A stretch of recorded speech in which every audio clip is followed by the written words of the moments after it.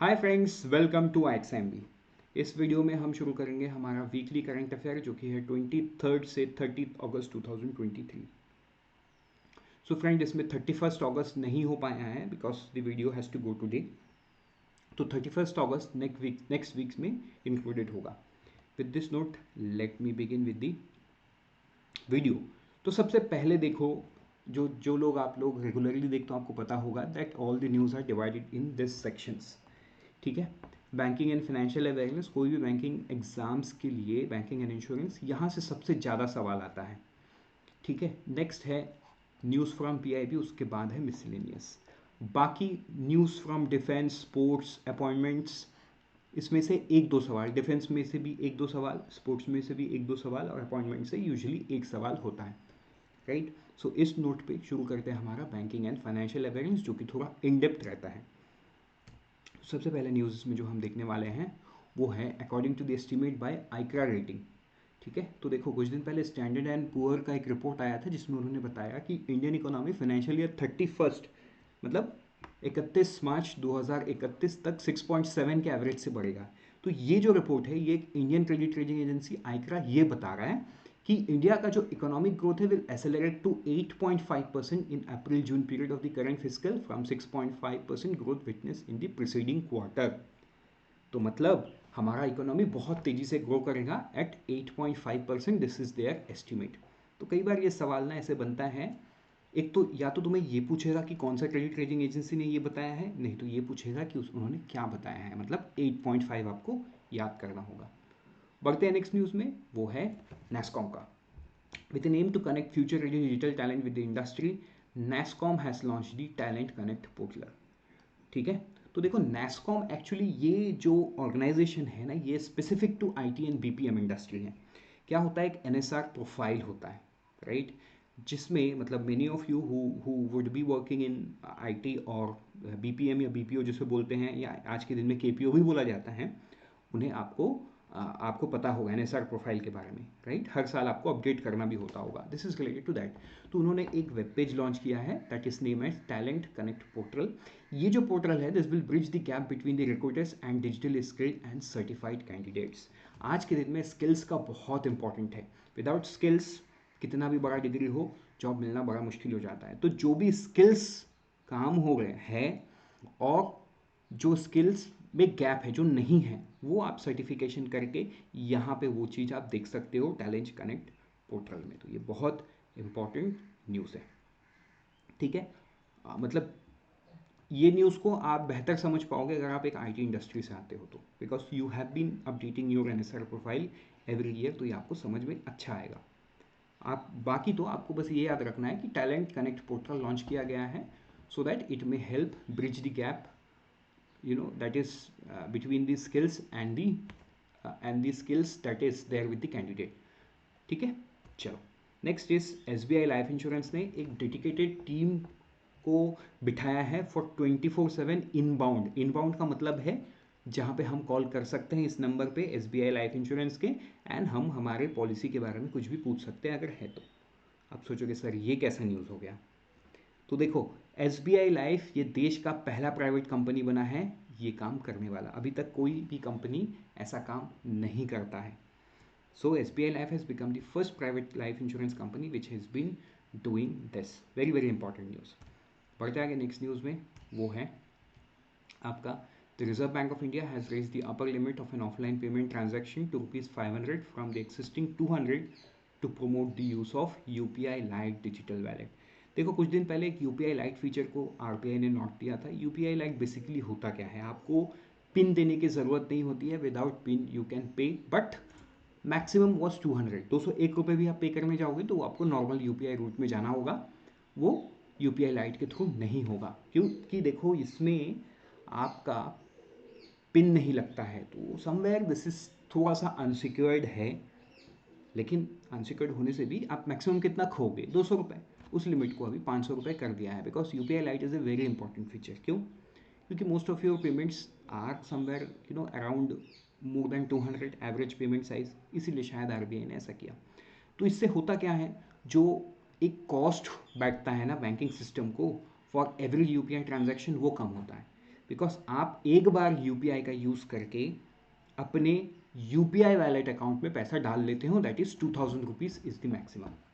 ठीक है, 2000 rupees the maximum. आप 2000 डाल लिए, फिर आप जितना 5 रुपये पे करना है, 100 रुपये पे करना है, 500 रुपये पे करना है, 501 तो नहीं होगा, है ना। 500 रुपये तक आप कितना भी ट्रांजैक्शन करोगे तो इसमें बैंकिंग सिस्टम को जो कॉस्ट बैठता है, which is called merchant discount rate, वो नहीं बैठता है, राइट। सो कहीं ना कहीं this is a very good reforms by the RBI to reduce the cost. Next is security exchange board of India, SEBI. इन्होंने एक stricter disclosure norm for FPI announce किया है, फॉरेन पोर्टफोलियो इन्वेस्टर्स, जो कि नवंबर 1 से लागू होने वाला है, राइट। तो इसमें क्या बोला गया है, देखो ये बहुत टेक्निकल न्यूज़ है, राइट। इनके इन डेप्थ में नहीं जाना फॉर बैंकिंग एग्जाम, राइट। लेकिन हाँ, अगर आप सेबी आरबीआई के जैसे एग्जाम की तैयारी कर रहे हो तो ऑब्वियसली आपको जाना पड़ेगा, but apart from that it is not required. आपके लिए यही है कि आपको ये पूछा जा सकता है कि ये कब से इफेक्ट होगा, ये नवंबर 1 से होगा, ठीक।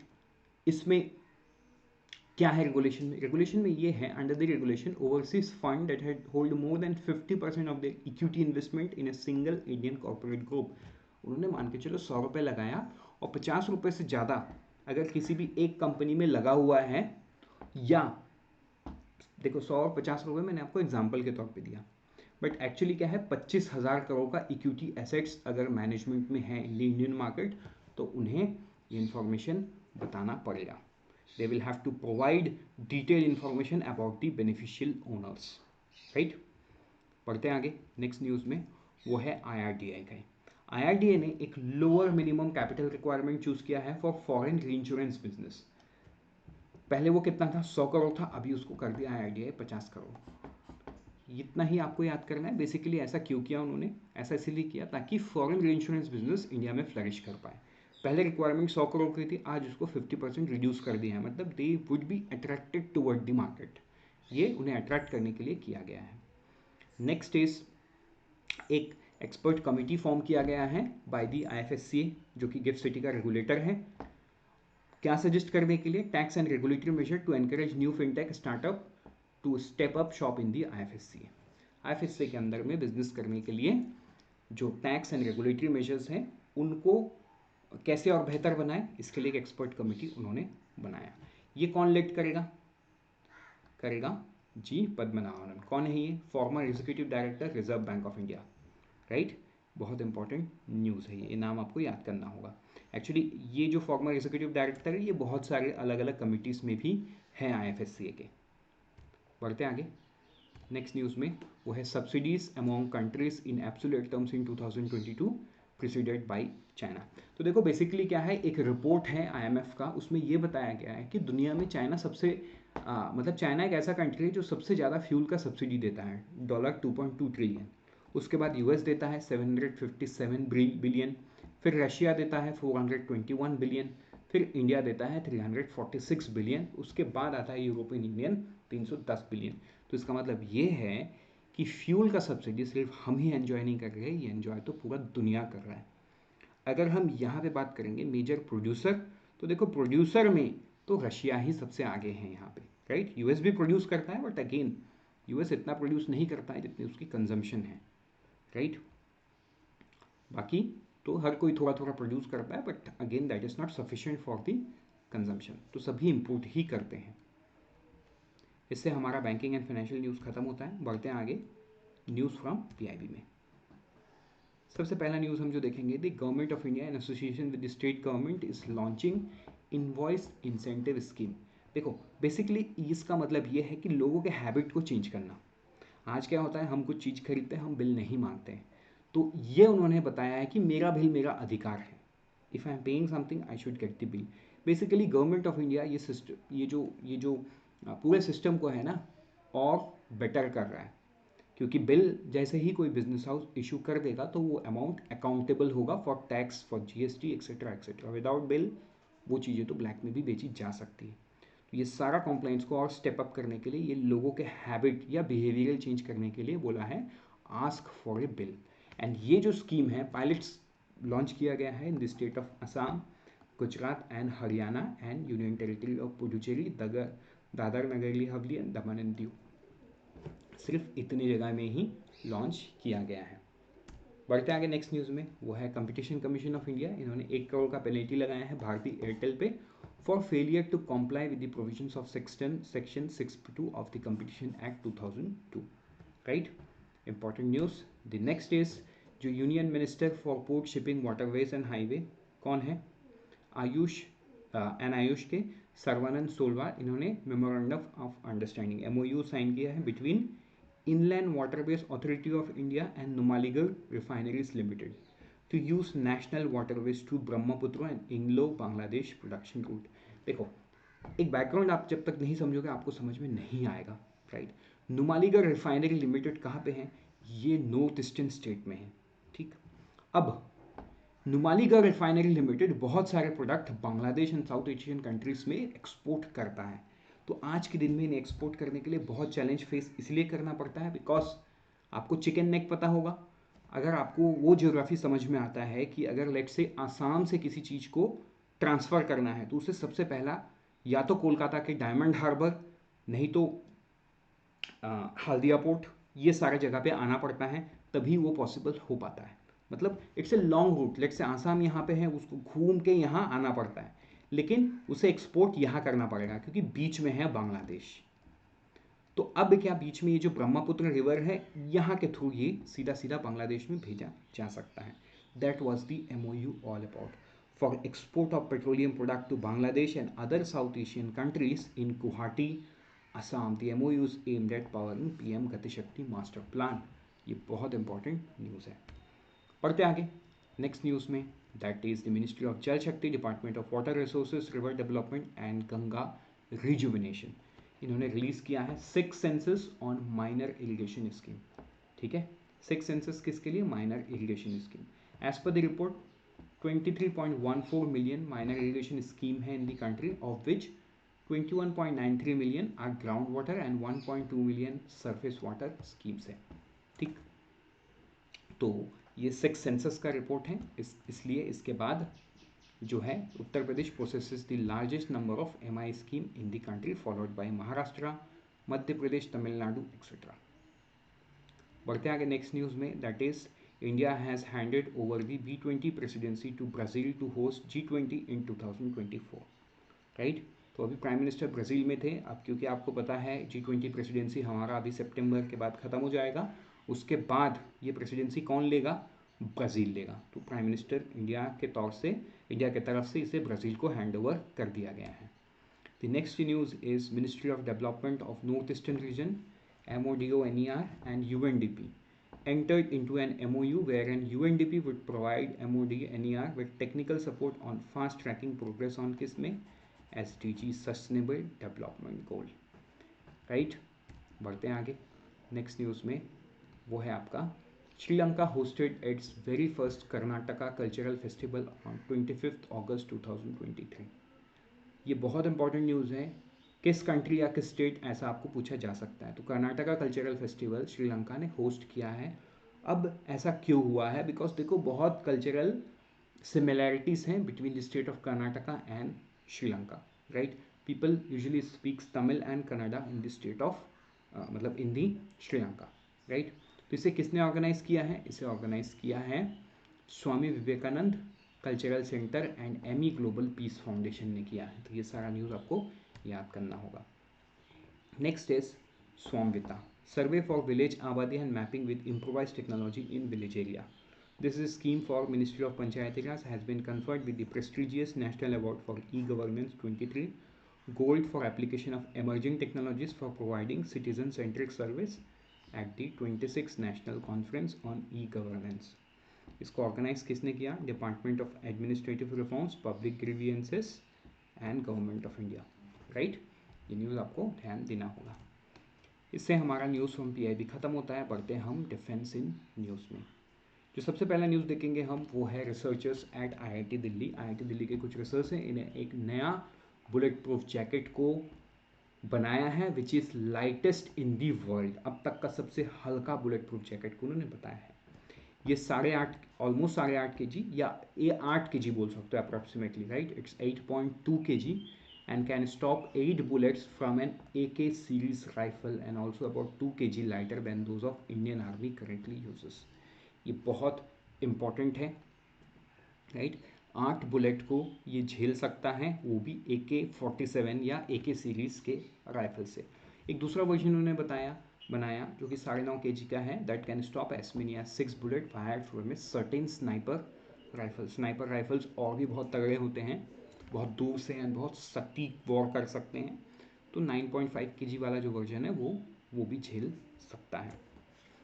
Next is 5th edition of Biennial Aussie Index Maritime Exercise begin between Indian Navy and Royal Australian Navy.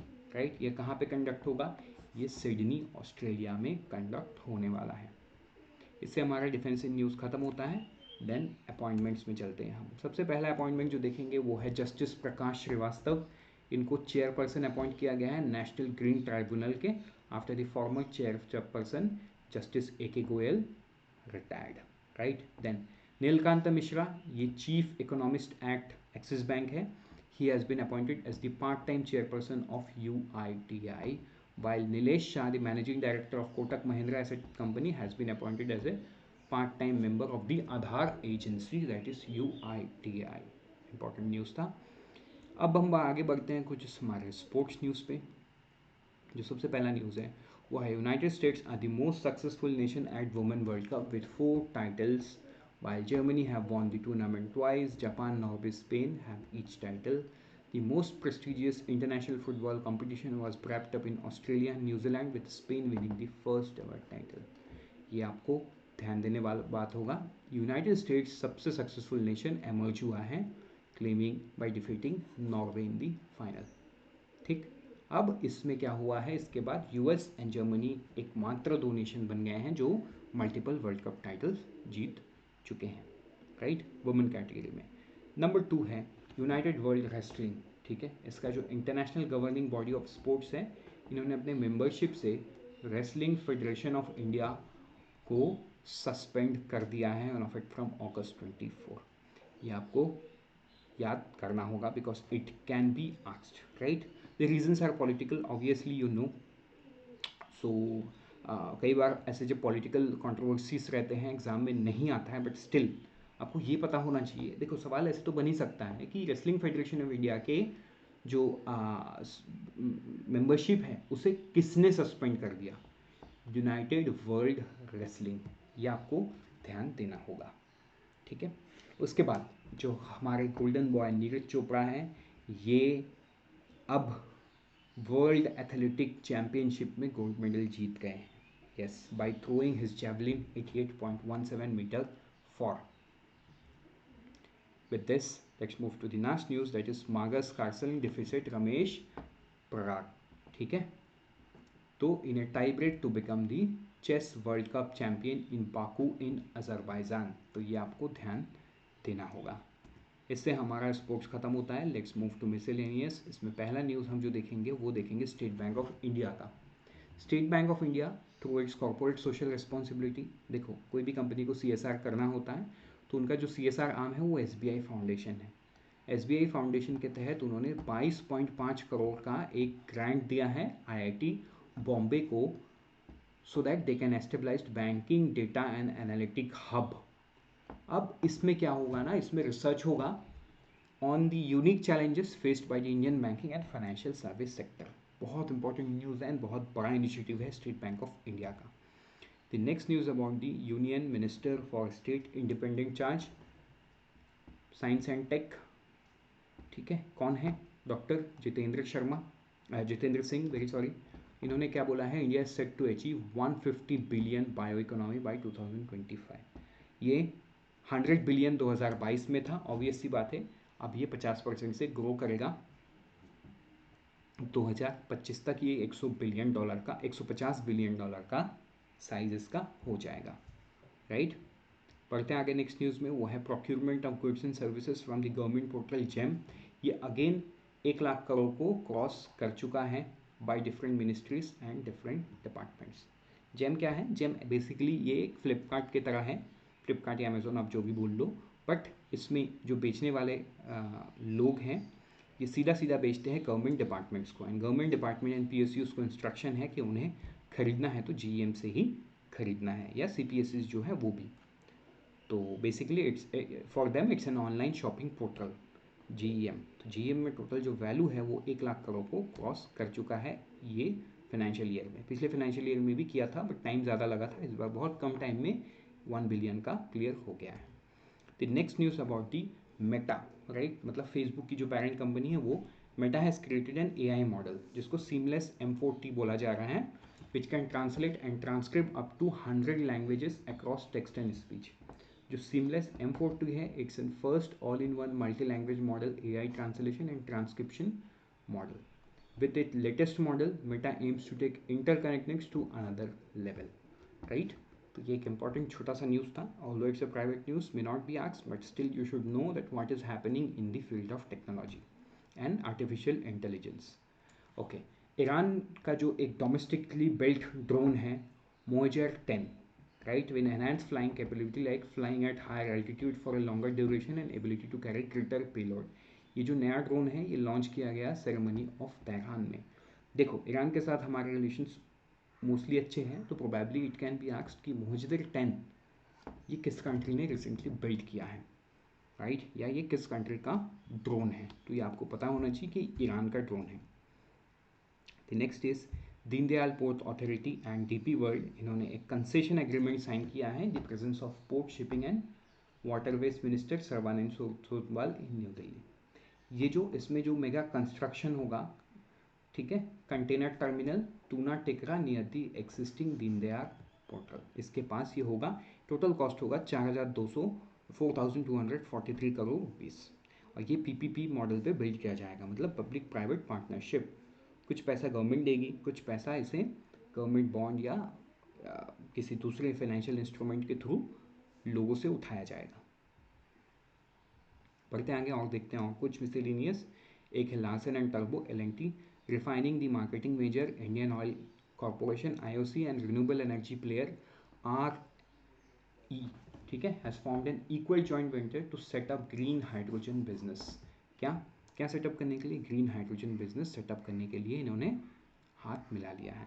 उसके बाद Airtel payment bank, Mastercard centre and frontier markets, okay, I am very sorry about it, yes, and frontier market इन्होंने launch कर दिया she leads Bharat Udyam and initiative to elevate 1 lakh women owned small businesses. तो ये आपको याद करना होगा because it can be asked कि कौन सी कंपनी इन्वॉल्व है। वो है एयरटेल पेमेंट बैंक, ये है मास्टर कार्ड, ठीक है। कहाँ पे? ये राजस्थान उत्तर प्रदेश में होगा, ठीक। प्लेटफॉर्म का नाम क्या है? मेरी सहेली प्लेटफॉर्म। ये आपको याद करना होगा। With this we are done for this week. Let's meet in next week. Till then, unfold your potential with IXMB. All the best for all the exams that you're preparing, and always remember IXMB helps you prepare 50% faster.